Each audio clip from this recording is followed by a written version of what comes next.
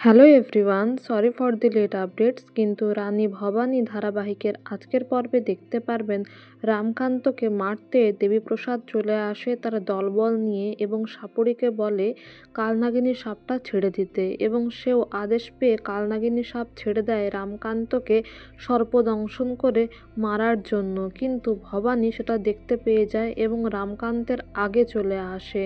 তারপর রামকান্তকে বলে যে মনসা মায়ের তো এই সাপ বিষধর সাপ, তাই মনসা মাকে স্মরণ করুন, দেখবেন এই সাপ চলে যাবে, কোনো ক্ষতি আমাদের করবে না।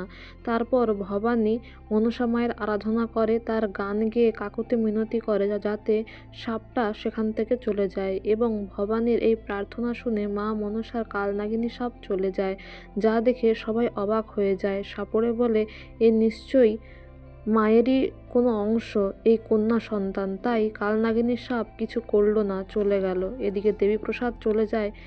তারপর রামকান্ত বলে এই জন্য বকুনি দিতে ইচ্ছা করে রাজরানী, কে বলেছিল আমার আগে এইভাবে বিপদের সময় আসতে?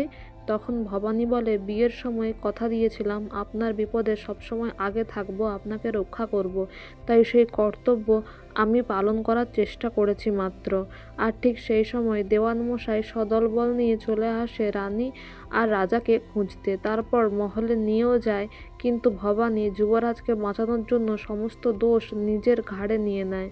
সে বলে তার দম বন্ধ হয়ে আসছিল এই মহলে, তাই একটু বেরিয়েছিল। পিসি ঠাম্মা সুযোগ পেয়ে যায়।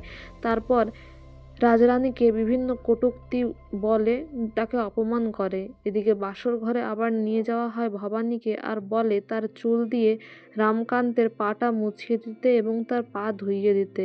যুবরাজ বলে আমি বিয়ে করে রাজরানী নিয়ে এসেছি, তার সবসময় কর্তব্য আমার পাশে থাকা, আমার পায়ে নয়।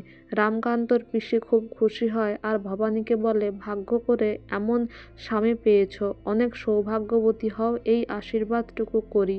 তারপর সেখান থেকে সবাই চলে গেলে ভবানী তার নিজের বিছানায় গিয়ে খুবই কষ্ট পায়, ভেঙে পড়ে। সে সেটাই মনে করে যুবরাজ তাকে বলেছে তার চৌগ্রামের ছোটবেলাকার স্মৃতি, পুটির কথা, এগুলো মনে করে সে ভীষণ ভেঙে পড়ে। আর নিজের অলংকার খুলতে গিয়ে তার কানের চুল লেগে গেলে কানের দুলের সাথে তার লাগে। তখন যুবরাজ আসে ভবানীকে সাহায্য করতে। প্রথমে ভবানী না করলেও পরে যুবরাজের আজ্ঞা শুনতে বাধ্য হয়। তারপর ভবানী মনে মনে এটাই বলে যদি যুবরাজ আমাকে মন থেকে গ্রহণ করতেন, কিন্তু উনি তো আমাকে বিয়ে করেছেন শুধুমাত্র নাটোরের ভালোর জন্য।